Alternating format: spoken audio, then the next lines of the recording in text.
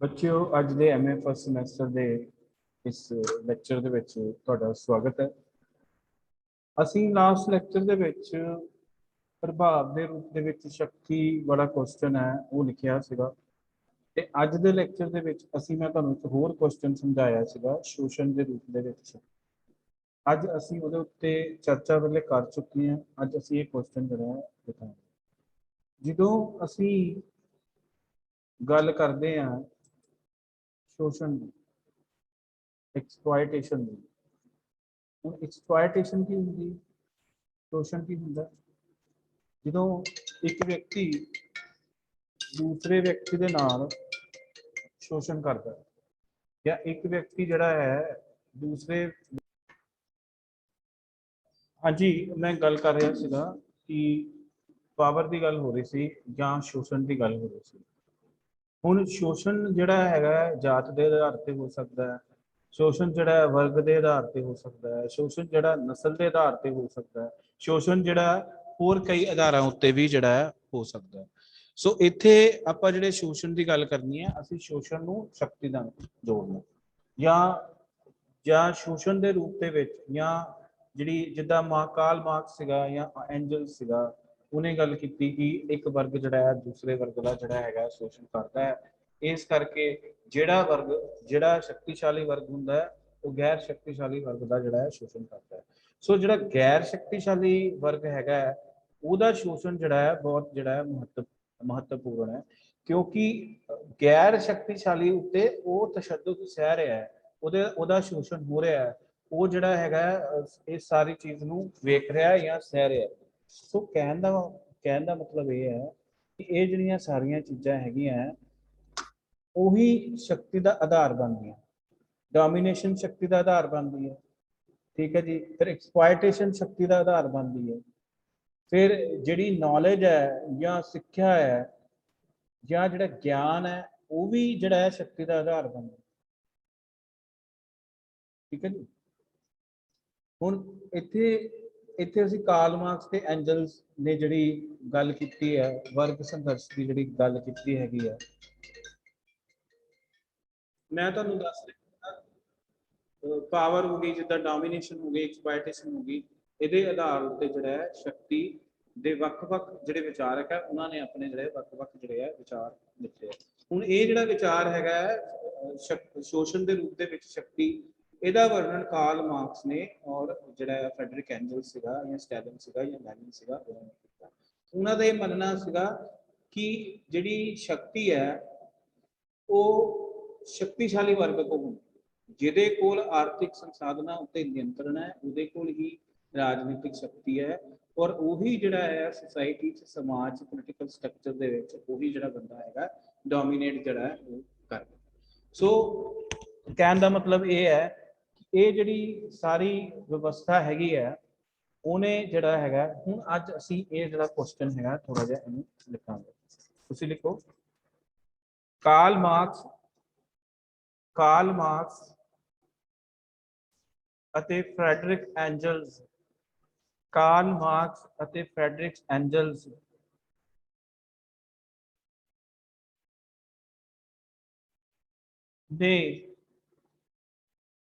ਦੇ ਸ਼ੋਸ਼ਣ ਦੇ ਰੂਪ ਵਿੱਚ ਸ਼ਕਤੀ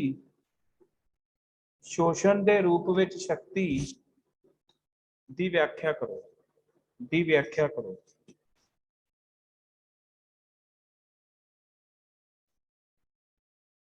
ਲਿਖੋ ਜੀ ਇਹਦੀ ਭੂਮਿਕਾ ਲਿਖੋ। ਕਾਰਲ ਮਾਰਕਸ ਅਤੇ ਫਰੈਡਰਿਕ ਐਂਜਲਸ ਇਹ ਦੋਵੇਂ ਵਿਚਾਰਕ ਸਮਾਜਵਾਦੀ ਵਿਚਾਰਕ ਸਨ। ਇਹਨਾਂ ਵਿਚਾਰਕਾਂ ਨੇ ਸਮਾਜਵਾਦ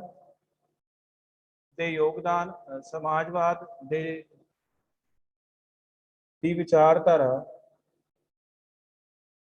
ਦੀ ਉਪਜ ਵਿੱਚ ਮਹੱਤਵਪੂਰਨ ਯੋਗਦਾਨ ਦਿੱਤਾ। ਇਹਨਾਂ ਦੋਨਾਂ ਵਿਚਾਰਕਾਂ ਦਾ ਮੰਨਣਾ ਹੈ कि शोषण के रूप में शक्ति दे विचार दा विशेष महत्व है। विचार का विशेष महत्व है। इन्हां दोनों विचारकों अनुसार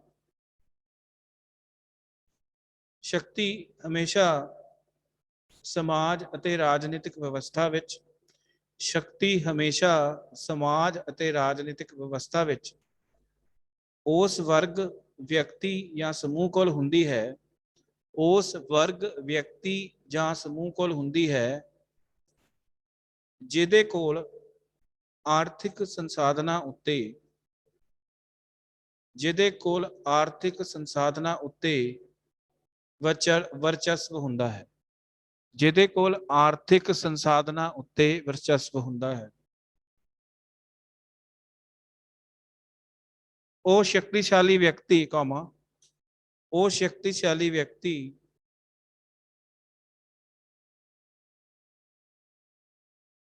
अपनी शक्ति का प्रयोग करके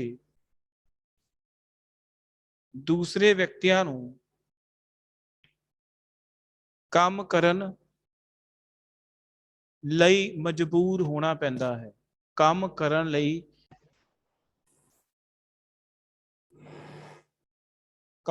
लई मजबूर होना पैंदा है। इन्हां दोनों विचारकों की विचारधारा विशेष करके शक्ति दी अते खास करके पूंजीवादी राज के संदर्भ विच खास करके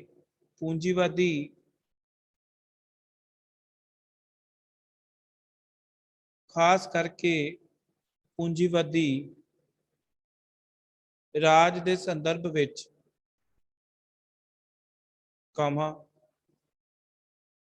इसकी परिभाषा एक शोषण की व्यवस्था के रूप विच उसने इसकी परिभाषा नूं शोषण की व्यवस्था के रूप विच इसकी व्याख्या की है। उन्हां दा यह मत है कि समाज विच शक्ति हमेशा उत्पादन के साधना दी मलकीयत रखण वाले उत्पादन के साधना दी मलकीयत रखण वाले लोगों के वर्ग भाव जागीरदारां अते पूंजीपतियां जां अमीरां दे हथ विच केंद्रित रहिंदी है। अमीरां दे हथ विच केंद्रित रहिंदी है अते दूजे पासे वो इसकी वरतों करके गरीब वर्ग के लोगों भाव खेतीबाड़ी मजदूरां या कारखाने के मजदूरां का शोषण करते हैं और इस शोषण राही वो अपना प्रभुत्व स्थापित करते हैं। शोषण राही अपना प्रभुत्व स्थापित करते हैं। ठीक है जी, ये हो गई इसकी भूमिका। हुण लिखो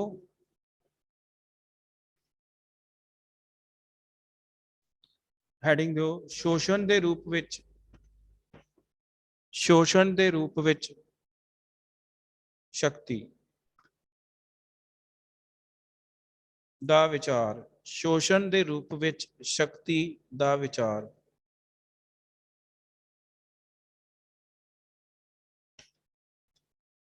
वख-वख विचारकां ने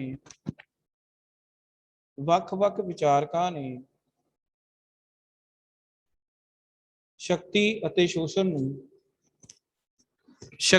अते शोषण नूं वख-वख रूप विच परिभाषित किया है, ਵੱਖ-ਵੱਖ रूप विच परिभाषित किया है।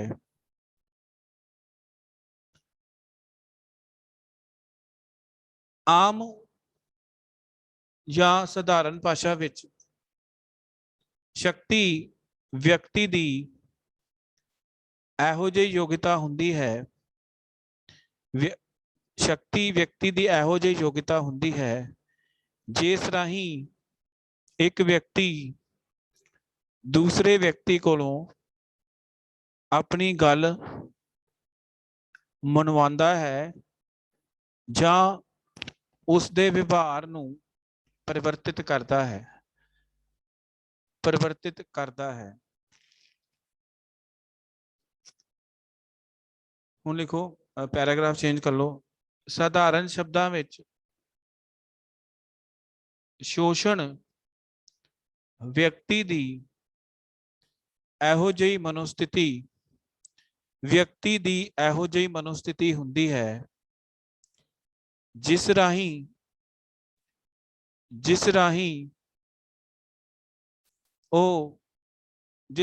ਇੱਕ ਵਿਅਕਤੀ दूसरे व्यक्ति ਦਾ शक्तिशाली होने ਦੇ ਕਾਰਨ शोषण करता है, ਇਹੋ ਜਿਹੇ ਸ਼ੋਸ਼ਣ ਦਾ ਆਧਾਰ ਵਰਗ ਨਸਲ, ਇਹੋ ਜਿਹੇ ਸ਼ੋਸ਼ਣ ਦਾ ਆਧਾਰ ਵਰਗ ਨਸਲ जाति या होर कोई आधार भी हो सकता है, और इस राही उस व्यक्ति नूं शक्तिशाली व्यक्ति दी गल मननी पैंदी है, शक्तिशाली व्यक्ति दी गल मननी पैंदी है।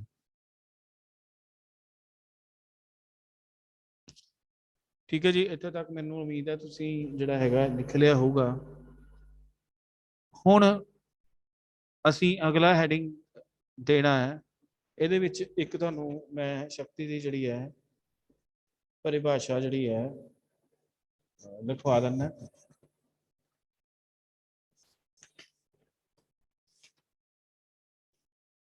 ठीक है जी, बाकी का जिहड़ा हैगा वो असीं जिहड़ा हैगा कल मैं जिहड़ा लैक्चर लाऊंगा, तुहानूं रिकॉर्डेड लैक्चर लाऊंगा, उहदे विच बाकी दा तुहानूं जिहड़ा मैं लिखाऊंगा। ते जिहड़ी लाइव क्लास है उहदे विच अज असीं जिहड़ा हैगा अगला जिहड़ा टॉपिक हैगा वो जिहड़ा है डिस्कस जिहड़ा करांगे पावर एज हैजमनी या लोकतंत्र वाला चैप्टर जिहड़ा है अज असीं शुरू करांगे। ते लाइव लैक्चर तुहाडा जिहड़ा 1 बजे जिहड़ा है वो लगूगा। Thank you for attending this class.